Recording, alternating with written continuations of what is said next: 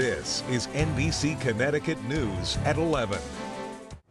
Let's talk about college kids. Are they coming home for the holidays? Well, there are some key questions, apparently, that you should be asking them while they're here. David Porter is a social architect and consultant to colleges and universities all across North America, and he's found time to come in here to help us out with this. Good morning to you. Morning, Carolee.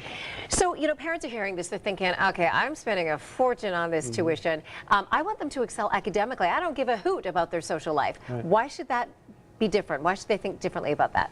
Well, I think they should be concerned about the academics and equally as concerned about the social life. Equally. Yeah. And in some cases, I think even more, because it's really the classroom outside of the classroom. I think there are two classrooms, where you learn academically and where you learn socially. And it's the wholesome social environments that permit us to come together and make friends and network and make connections that personally, professionally last a lifetime.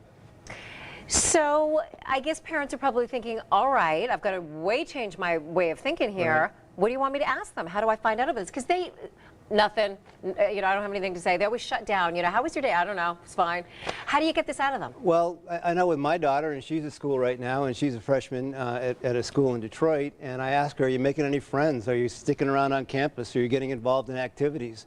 You know, what do you do outside of the classroom? Are you having fun? Because students that connect tend to stay at schools longer. They tend to be more successful. Students who spend more time on campus, even live and dine on campus, have higher GPAs and higher graduation rates than those who don't. So that certainly can influence the academics.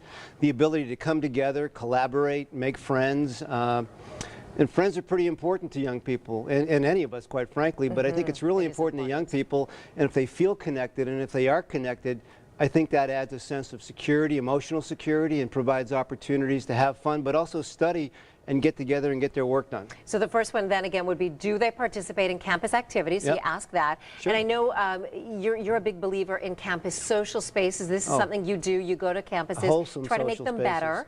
I think it's really important to create wholesome social spaces on campus. What do you mean by wholesome? Well, even a seed to grow and to take root needs fertilized soil, you know, some water and some nurturing to grow. And I think people, all of us socially, need almost the same to grow: social connections in a wholesome, safe environment where we can make friends and start to mature and learn how to network, learn how to communicate, learn what we can't learn on Facebook and Instagram and Snapchat and all the others. You know, how do we make friends? How do we have discussions with people face to face? How do we navigate those difficult situations? How do we collaborate? How do we solve problems? There are schools now that are doing what they call flipping the classroom, where they actually have the students who come to class watch the lecture on their laptop in their room or at home. When they come to class, they structure it so that's where they do their collaborative group work, so they learn how to work together and so they can be more successful when they graduate. Okay, so parents, here are the questions again. Do they participate in the campus activities? Are you spending time in the social spaces? Are you using the campus clubs and organizations? And the other one, are you happy outside of class? Are you happy? Are you making friends? I mean, I think generally speaking, we'll all agree that if we tend to isolate or be alone, that's probably not that good. If we tend to connect and be part of a group, that's probably a lot better, not only for all the reasons we've just discussed, but also to feel connected, because if we always show up and we're always there for our friends, if we don't show up for a day or two, you know, maybe our friends will come looking for us and knock on our door and say, hey, how you doing? Are you okay? And that really means something in terms of creating a fundamental sense of security so we can grow and be successful. So in terms of the personal friendships and networking skills, well, they're critical.